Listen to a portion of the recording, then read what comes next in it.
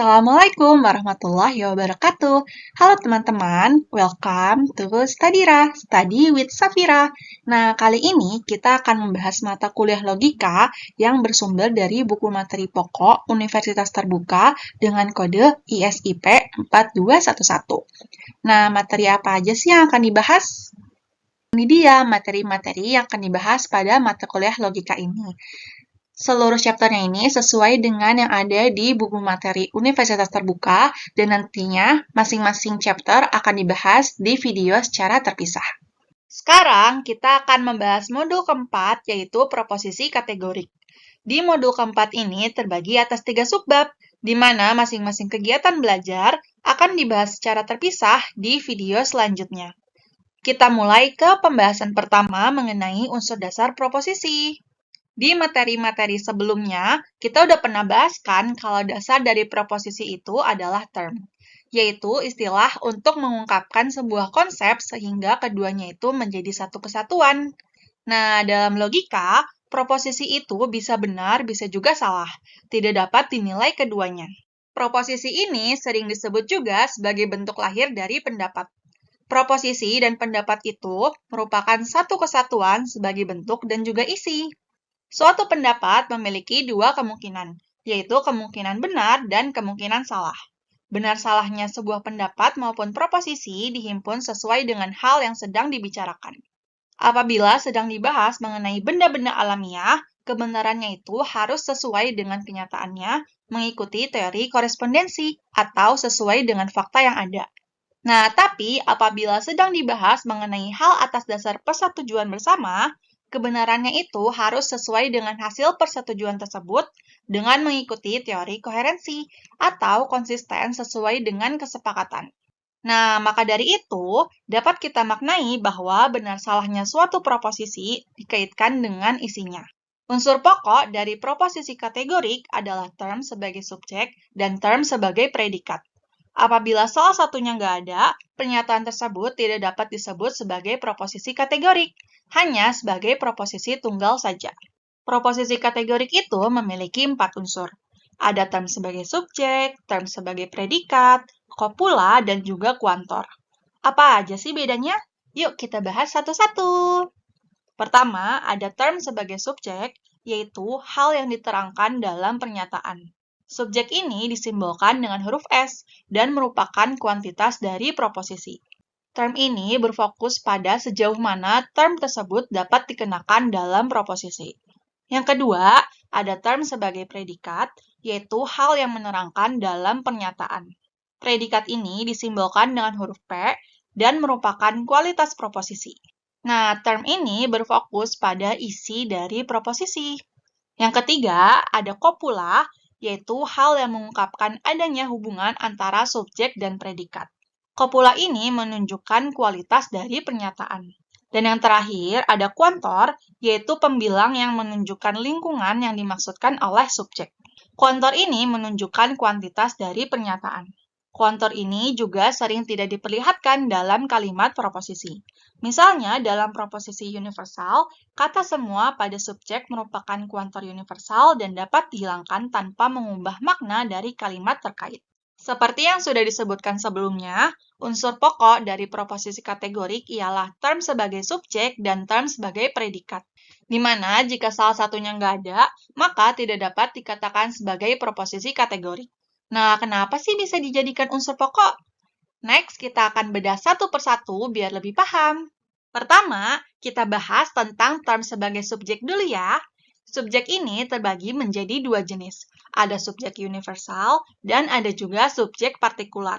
Sesuai dengan namanya, perbedaannya itu terletak di ruang lingkupnya. Kalau subjek universal berarti subjeknya itu mencakup keseluruhan hal yang dimaksud oleh subjek, sedangkan subjek partikular hanya mencakup sebagian dari keseluruhan.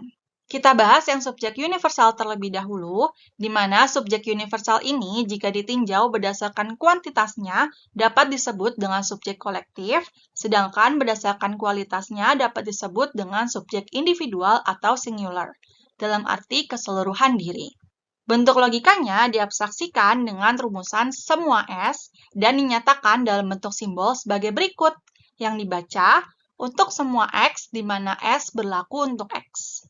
Kata semua pada subjek universal dapat dihilangkan tanpa mengubah arti dari pernyataannya, sehingga kuantor universal dapat disimbolkan dengan huruf X saja. Nah, makanya, misal ada pernyataan semua mahasiswa UT sama maknanya dengan pernyataan mahasiswa UT dalam arti luasnya atau denotasinya. Kalau subjek partikular, apabila ditinjau berdasarkan kuantitasnya, dapat dinyatakan sebagai subjek individual atau subjek yang singular. Bentuk logikanya diabstraksikan dengan rumusan sebagian S atau kata lain yang sejenis. Simbolnya dinyatakan dalam bentuk sebagai berikut yang dapat dibaca ada X di mana S berlaku untuk X. Kata sebagian dapat dinyatakan juga dengan kata ada atau beberapa atau kata lain yang serupa asal maknanya sama, sebagian yang tidak tentu jumlahnya.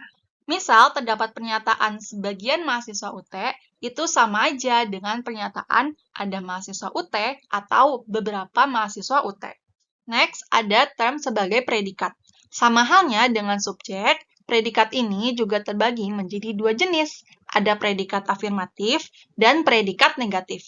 Perbedaannya terletak di sifatnya, di mana predikat afirmatif ini mengakui hubungan predikat dengan subjek, dan sebaliknya, predikat negatif mengingkari adanya hubungan predikat dengan subjek.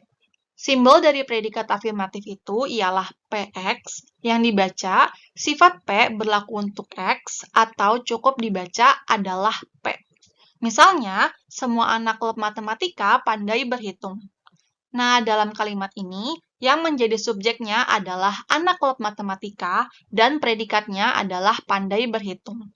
Untuk mengidentifikasi apakah bersifat afirmatif atau negatif, tinggal lihat aja bentuk predikatnya itu seperti apa.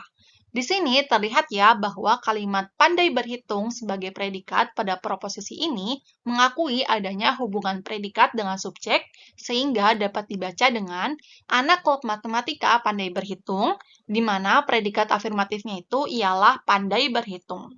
Kalau predikat negatif, simbolnya itu adalah negasi PX, yang mana dibaca sifat non-P berlaku untuk X atau cukup dibaca bukan P. Misalnya, semua anak klub matematika bukan pengajar. Dalam kalimat ini, yang menjadi subjeknya adalah anak klub matematika, dan predikatnya adalah bukan pengajar. Kalau kita identifikasi, di sini terlihat ya bahwa kalimat bukan pengajar sebagai predikat pada proposisi ini mengingkari adanya hubungan predikat dengan subjek, sehingga dapat dibaca dengan anak klub matematika bukan pengajar, di mana predikat negatifnya itu berarti bukan pengajar. Setelah kita memahami lebih lanjut mengenai term sebagai subjek dan term sebagai predikat, kita masuk ke macam-macam proposisi kategori. Dari macam-macam subjek dan predikat itu, proposisi dapat dibentuk menjadi 4 macam. Yang pertama, ada proposisi universal afirmatif, di mana proposisi ini terdiri dari subjek universal dan predikat afirmatif. Rumusannya ini dapat dibaca, untuk semua X jika berlaku untuk X, maka P berlaku untuk X. Atau cukup dibaca, semua S adalah P. Misalnya, semua buku di perpustakaan merupakan hibah dari alumni. Yang kedua, ada proposisi universal negatif, di mana proposisi ini terdiri dari subjek universal dan predikat negatif. Rumusannya itu dapat dibaca, untuk semua X jika S berlaku untuk X, maka non-P berlaku untuk X. Atau singkatnya, semua S bukan P. Misalnya, bakpia bukanlah oleh-oleh khas Bandung. Ketiga, ada proposisi partikular afirmatif, yaitu proposisi yang terdiri dari subjek partikular dan predikat afirmatif. Rumusannya itu dapat dibaca, ada X di mana S berlaku untuk X dan P berlaku untuk X. Atau singkatnya dibaca sebagian S adalah P. Misalnya, beberapa kue subuh terjual habis. Keempat, ada proposisi partikular negatif, di mana proposisi ini terdiri dari subjek partikular dan predikat negatif. Rumusannya itu dapat dibaca, ada X di mana S berlaku untuk X dan non-P berlaku untuk X. Misalnya, ada kue subuh yang tidak terjual habis. Nah, demikian 4 macam proposisi kategorik yang menjadi pangkal pikir dalam penalaran kategorik. Untuk pembahasan lebih rincinya, kita bahas di subbab kedua di video selanjutnya ya. Bagi teman-teman yang ingin review materi, aku sediakan latihan soal gratis yang bisa teman-teman akses di description box di bawah video ini. Semangat terus untuk menambah wawasannya. See you on the next video. Wassalamualaikum warahmatullahi wabarakatuh.